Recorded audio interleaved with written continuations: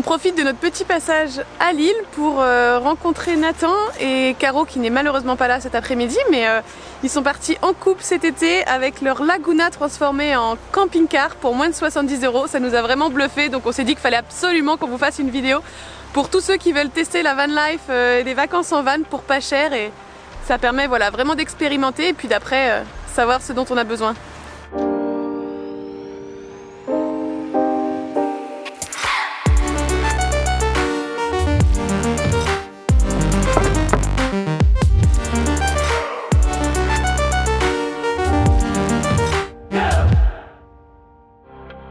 On a récupéré tout le petit équipement dans l'appart. On a pris quelques images, ça a pris 5 minutes. C'était juste rangé dans les placards et tu utilises même le banc, tu le recycles pour l'utiliser sur ton balcon. C'est ça. C'est le caisson. Ok. C'est juste ça. Et tu as mis quoi en dessous, un skate ou... Ouais, là c'est un skate, c'est pour l'emmener jusqu'à la voiture. Après il y a aussi d'autres planches au-dessus que je vais rajouter, qui sont rangées dans les placards.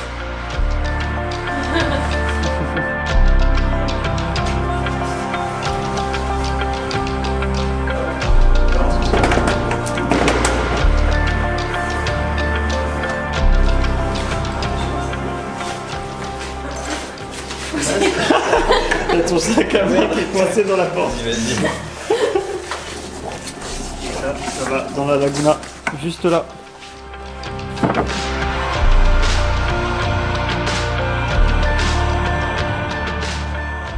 Tout autour tu mets plein de choses. Ah oui, tu mets plein de trucs là, et même derrière le caisson, là j'ai vu, il reste de la place. Les affaires un peu précieuses, elles sont stockées entre le caisson et les sièges, on peut battre les volets.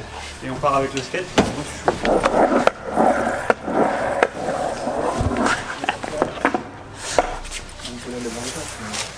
Après tu fermes ici. Et ça rentre. Pour vous faire une belle vidéo quand même, on va pas filmer dans le parking souterrain, alors on va essayer de trouver un petit spot arboré dans le coin. Voilà, combien de kilomètres Nathan t'as à Laguna? Bientôt 408 000. De quelle année? Ça de 2001 je pense. Je regarde. Quelques années déjà. 408 000 km cette petite voiture. Ça Donc roule une encore voiture très qui bien. n'est pas break, qui a 400 000 km, donc il faut pas grand chose et qui t'a permis de faire un petit tour d'Europe cet été quoi. C'est bien ça, 5000 km en 2 semaines.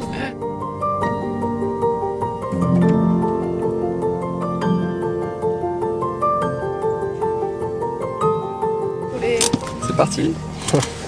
Pour les connaisseurs, on est à la citadelle de Lille. C'est ça, lieu lillois emblématique. On va se mettre un peu plus loin parce que juste là il y a le bruit de la route. Donc du coup ils sont en train d'arriver. On va se mettre là-bas.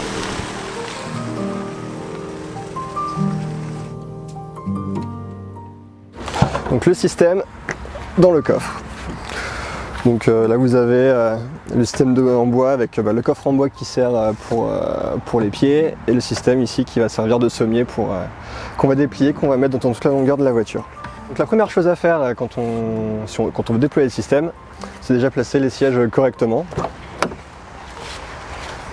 Hop. On va retirer tous les appuis-têtes. Donc ensuite ce qu'on va faire, c'est qu'on va venir rabaisser les sièges avant et les sièges arrière au même niveau. Je vais positionner ça là-dessus. Ça permet d'égaliser donc l'avant et l'arrière. C'est ça, et comme ça le sommier, comme tu vas avoir deux parties qui vont se rejoindre au milieu, ça va éviter qu'il y ait un niveau et que ça bascule même sur les côtés quand tu es dessus. Donc en gros t'as 4 parties plus ton caisson quoi un peu. Oui c'est ça, et une ou deux planches pour dire d'égaliser, remettre un petit peu à niveau. C'est une planche qui n'est pas fermée au bout, c'est-à-dire que tu as un espace ici. C'est là-dessus que va venir s'emboîter ici les petites cornières. Hop, donc là je suis un peu trop loin, et là je rapproche. Voilà. Donc la même chose de l'autre côté. Donc celle-là qui va venir reposer sur les sièges. Donc après en fait tu règles un peu la profondeur des sièges pour avoir le bon niveau. Normalement là ça devrait pas être trop mal. Petit accessoire indispensable pour fixer le sommier, éviter que ça balance. Tu prends des petites sangles, ça te permet d'être sûr que pendant la nuit si jamais tu bouges un peu, tu ne tombes pas. Voilà, tu serres un peu, c'est maintenu. Ça coûte 3 fois rien. On en trouve partout dans n'importe quel magasin, surtout en France. Ouais, carrément. Si tu veux, tu peux même en mettre une troisième ici pour dire de serrer les deux. Bon, normalement ça bouge pas donc c'est pas indispensable. Cool, c'est pas si long que ça. Quand la voiture est vide, ça va. C'est quand elle est pleine, t'imagines que t'as tout à l'arrière. Oui, mais en même temps, en van, c'est un peu la même chose. Hein. Ouais. Vous gérer toujours le bordel un peu. C'est ça. Donc matelas, je trouve sur internet qu'il n'y a même pas besoin de pompe pour se gonfler, tu le gonfles juste en appuyant. Donc ça c'est vraiment très très pratique, tu as déjà un coussin intégré à l'intérieur, donc tu n'as même pas besoin de gonfler le coussin. Enfin, C'est à 2 places directes? Non, ça c'est à une place, donc là c'est 2 fois une place. Ah oui. Donc, En fait, à chacun met le matelas qu'il veut. Ouais, voilà, c'est ça. Tu peux même mettre un petit matelas en mouche et ça prend plus de place. C'est ça, l'avantage de ce truc là c'est que ça prend vraiment pas de place du tout. Petit. Et pendant qu'il y en a un, avec Caro comme on était deux, pendant qu'il y en a un qui monte la structure, Caro elle a préparé les matelas à gonfler. Généralement quand il fait beau en vacances, tu le mets au sol et avec le pied tu tapes. Et là avec la gadoue on va éviter. On fait un concours, celui qui finit en premier. Mais moi j'ai commencé après. Ouais, t'as commencé à refaire. Ouais. Mais alors, en moi. Je pense que je fais le mec là. Bon bah ça va, moins d'une minute.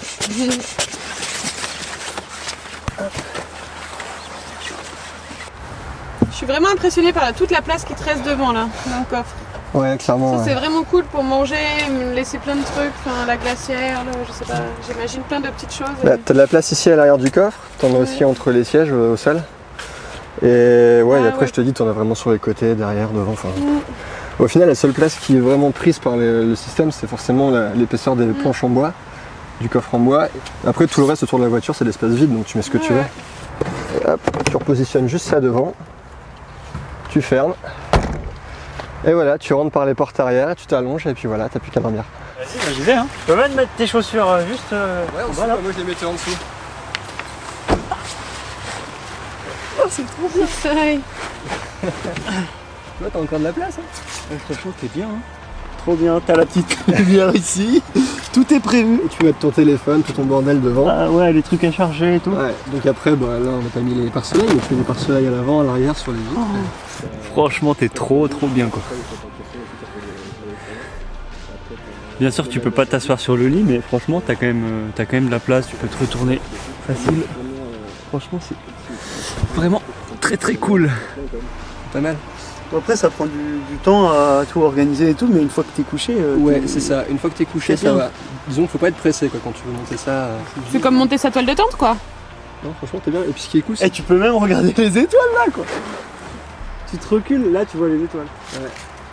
Quand on a voulu faire ce système-là, moi j'avais un peu une idée de ce que je voulais comme système et j'ai cherché un petit peu sur internet s'il y avait des gens qui le faisaient déjà pour prendre des bonnes idées et au final j'ai vu qu'il y a déjà des entreprises en France qui le faisaient, qui étaient spécialisées.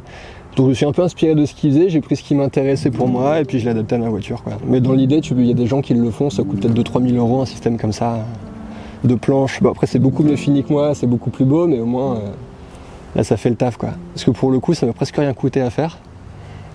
J'ai récupéré des planches sur le bon coin que j'ai cherché, du contreplaqué, j'ai trouvé quelqu'un qui vendait des chutes. Les planches ça m'a coûté une 30aine d'euros, la quincaillerie ça m'a coûté une 30aine d'euros également, donc on va dire pour un petit 70 euros je me suis fabriqué le système quoi.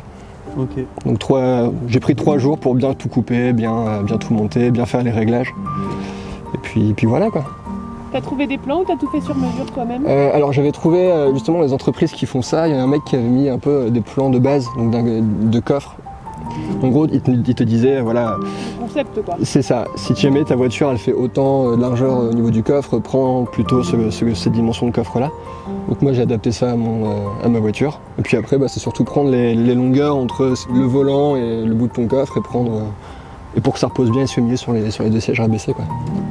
Ouais, puis même si t'es un peu plus grand, il y a encore de la marge derrière. Ah mais t'as vraiment de la marge. Il y a Tu peux mettre quelqu'un de 2 mètres. Ouais, là c'est une berline, donc elle est super longue, mais genre les entreprises qui font ça, enfin il y a une entreprise à laquelle je pense, le mec il met des photos, il le fait dans des Swift, dans des Clio, enfin même dans des toutes petites voitures ça passe.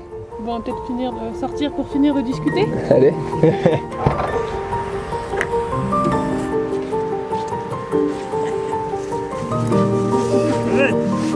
Mais j'aime bien comme ça aussi, tu vois, tu peux prendre le thé là, le matin. Hop. Petit déjoli quoi. C'est confortable ce petit matelas. Et c'est vraiment beaucoup moins épais que les matelas gonflables classiques. Et regarde, recule ta tête, tu peux voir les étoiles. Ah ouais. On est bien hein.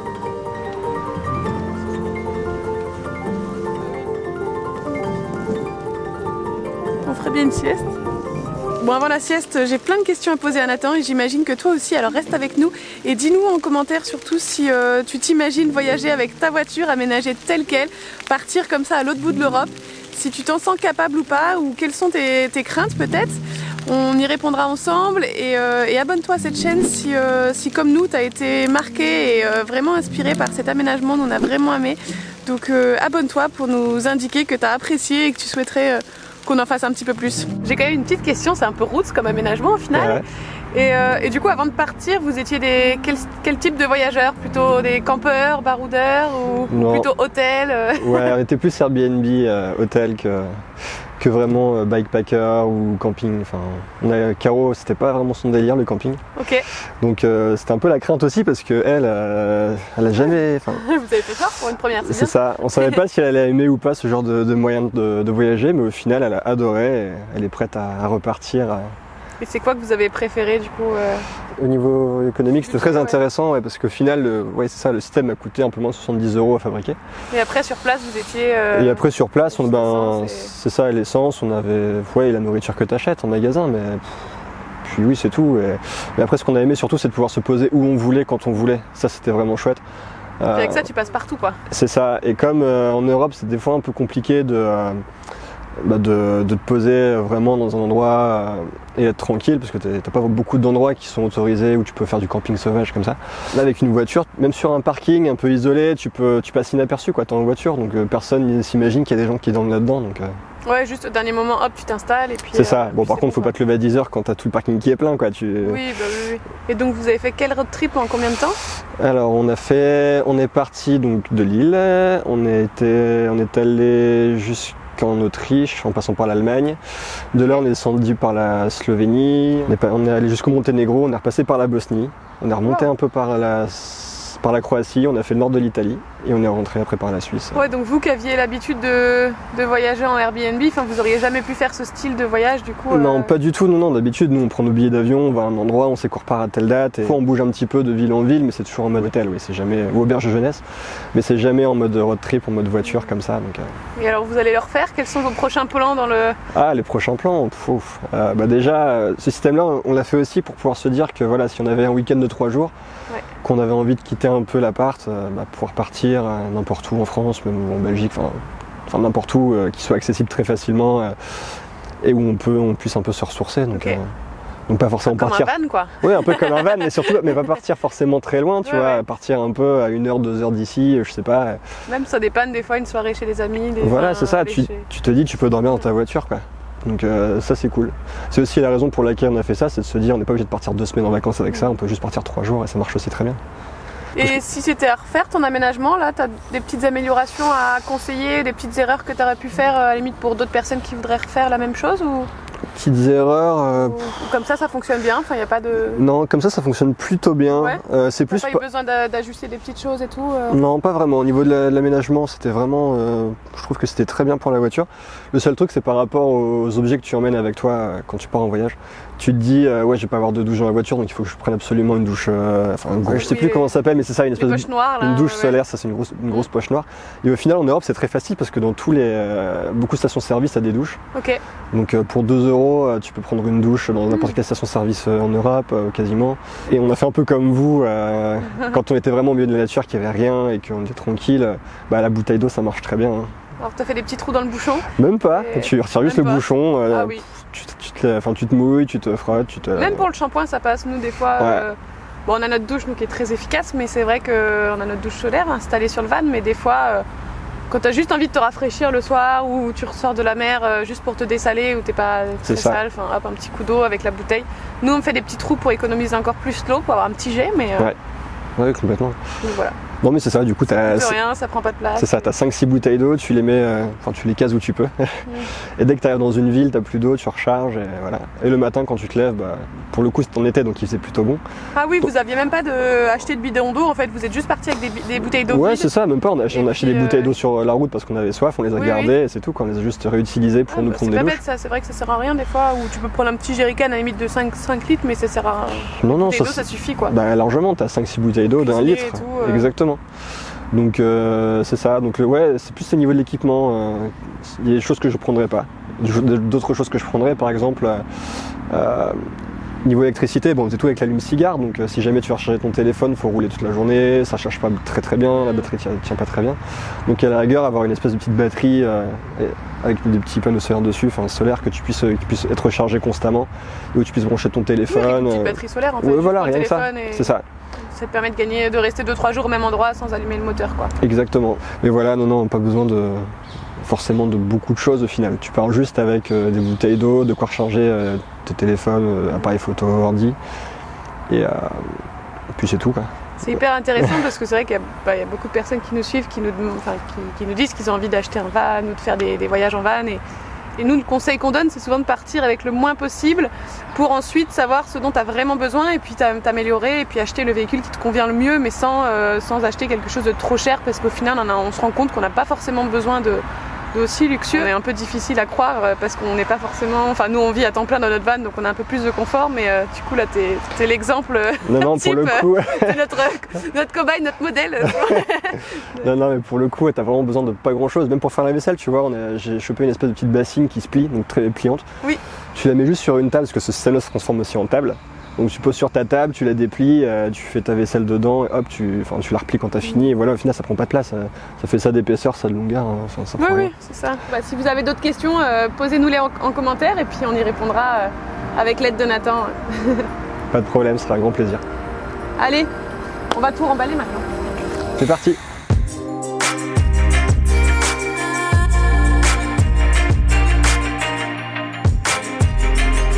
On s'est posé dans un endroit un peu plus sec pour faire la démonstration de la table. Ok, donc ça c'est les deux par ça se posait sur les sièges avant. C'est ça. C'est ça qui est articulé avec les charnières. Ok. Attends, juste ta planche. Tu viens la caler là au-dessus. Et voilà. Tu sors tes petites chaises, tu mets une petite nappe dessus et voilà quoi, ça te fait une petite table. Et voilà, c'est bien. Bah, t'as juste un petit réchaud. Voilà, un peu plus basique. Avec la toute petite bonbonne qui prend pas de place. Ça coûte pareil 2 €, un truc comme ça je crois. Tu mets... hop, tu fais ça, puis après voilà. Ok, ah ouais là c'est déjà allumé. C'est ça. Wow, trop bien. Voilà. Donc voilà, pour cuisiner c'est bien. très pratique.